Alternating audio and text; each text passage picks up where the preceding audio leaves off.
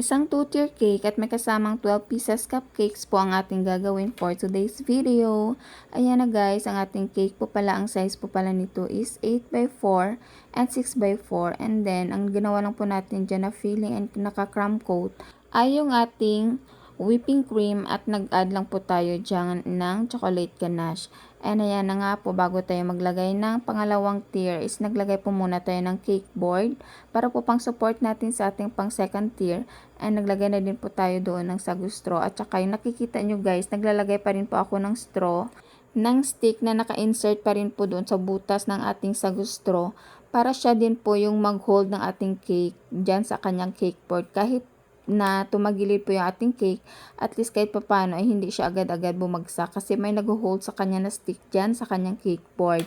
And ayan, yung kulay nga po pala nitong ating cake is medyo ginawa ko lang siya light kasi nga dahil babae po yung magbe-birthday and only girl character lang po pala ito ng Cocomelon yung ating gagamitin dito. Alam nyo guys, yung mostly na struggle natin dito sa paggawa or pag-frosting nating 2-tier cake is yung dalawa ang kulay niya. Ayan, kaya medyo magko-consume po tayo ng oras dito sa pagpapakinis ng ating cake.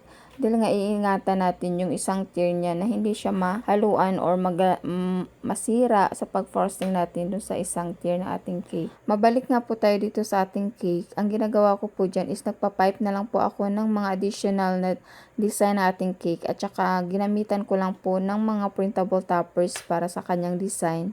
And sa clouds nyo naman, gusto ko sana is ipapipe ko na lang po lahat. Pero sabi ko nga dahil nakapag-print na po ako ng ibang clouds, ay dinikit ko na lang po at saka nag-a-add na lang po ako ng ibang mga clouds po dyan guys. And ayan na nga po ang ating design sa ating 2-tier cake.